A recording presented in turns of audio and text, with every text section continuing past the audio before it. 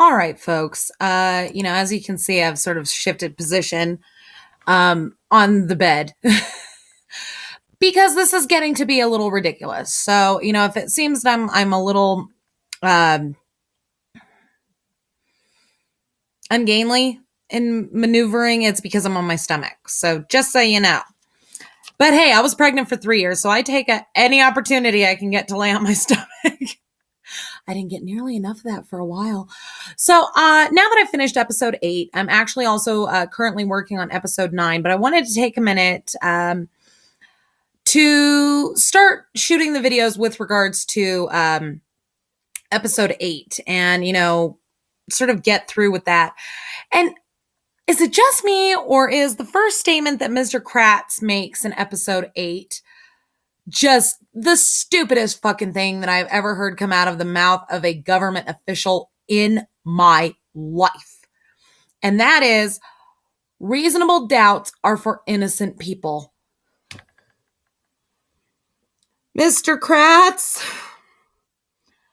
are you aware that our justice system is based entirely on the burden of proof and the presumptive innocent until proven guilty? You fucking butterball turkey from hell. Who gave this man a law degree? I want to know who handed it to him at graduation, because I'm going to smack the shit out of you. Now, there was no blood splatter, no blood spatter, no high velocity spatter, no misting of the blood anywhere, nothing. There was no blood trail. If they moved Teresa Halbach, where the fuck is the blood trail? They stabbed her. They slit her throat. Where's the fucking blood trail to bear out this evidence? There were no scratches on the headboard, no fiber transfers from the rope or her clothing or his bedding or anything. So I ask again, where the fuck is the evidence, folks? Where's the evidence? There is none, because it never happened. It never happened. Sorry, but it didn't. The prosecution's evidence, as pointed out in the closing arguments, were an Auto Trader magazine being on his desk. Wow, you stretched that shit farther than Jared Fogel's asshole first night in Gen Pop, didn't you there, Kratz? The fuck? Of course he had an Auto Trader copy in his house. He was selling fucking cars in it. And the bill of sale was... Do you realize that doesn't prove that Teresa Halbach was in the house, you dumbass? You go to the fucking DMV to get a bill of sale. Shit, I can print one off of my goddamn computer right now. Does that mean Teresa Halbach was in my house? I'm sure you could figure out a way to fucking make me a part of this, Kratz. Or you'd try. He says Teresa Halbach was in the trailer. That's fact. How the fuck do you figure? There's no DNA of hers. None of her possessions were in the house. Nothing. Where is your proof of this, Kratz? I honestly would love to know, what is your proof that Teresa Halbach was in the house? I know that you've been ducking my videos up until now, Kratz, but answer that one fucking question. What is your proof? What evidence do you have that proves Teresa Halbach was in Steven Avery's trailer at any point on October 31st of 2005? There, I stated it nice and fucking clear, so you'll be able to answer it. He keeps referring to the livelihood and the reputations and the family of these officers that are being accused of doing something illegal. But what about Steven Avery's livelihood? What about his reputation? What about his family? Huh? Or, oh, that's right. It's only for innocent people. Well, you're not fucking innocent either, sweetheart. Karma's a bitch, isn't it? And she barely tolerates us, baby. He says that they scientifically proved no EDTA. No, you didn't. You didn't prove shit. All you proved was that you've got some friends in high places. And I'm sorry, but the way that Mr. LeBeau was acting, I'm pretty sure that the two of you were getting a little sneaky, hide the pickle going on there, buddy. And he says assigning accountability shouldn't matter whether that key was planted or not, or is the key the only thing that points to Steven Avery?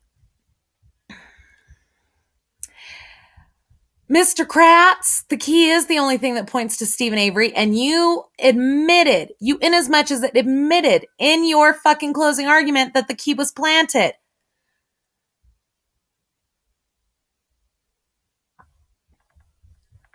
How the fuck did you get that out of your mouth without choking on it?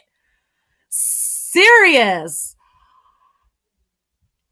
And then he says, as if there's somebody smart enough to exploit that tunnel vision of the Manitowoc County Sheriff's Department. Sugar, you're not smart enough and you still fucking managed it. It doesn't take a fucking genius to put a car on a fucking salvage yard lot. My 2-year-old would have figured that out. Lord knows he's smarter than you. Fuck.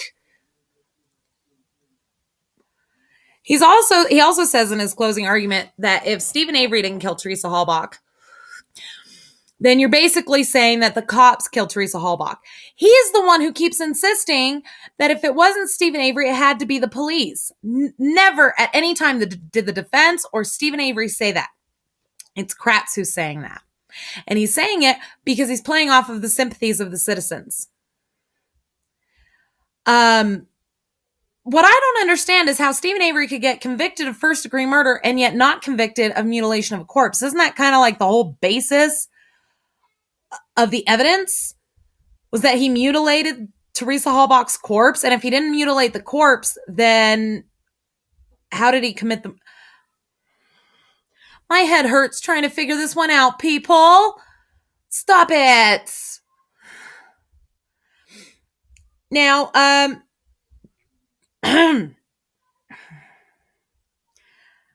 the media looks shocked. Like all the people, all the press, the reporters, they all look shocked by the verdict. Did you notice that? Even they didn't think that Steven Avery did this. And in fact, some of them were asking questions throughout the course of the trial and the investigation that pretty much stated that they already knew that Steven Avery got railroaded. If the media saw it, how the fuck did you guys not see it, jury? Seriously, like how the fuck do you people sleep at night?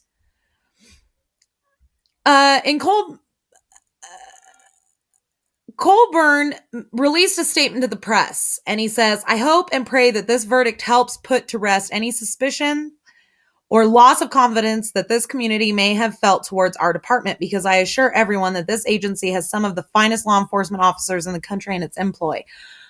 First of all, you're not one of them. Second of all, I call bullshit, because the finest law enforcement officers in the country are not they're not clamoring to be hired by the Manitowoc County Sheriff's Department.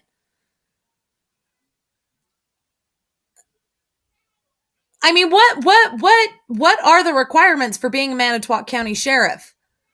You know, do you have to like color inside the lines?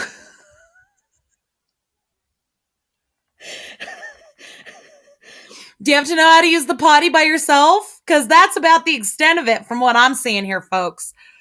Now we're going to talk about Scott Tadych and the rest of his farcical bullshit in the very next video. Thank you for watching, folks.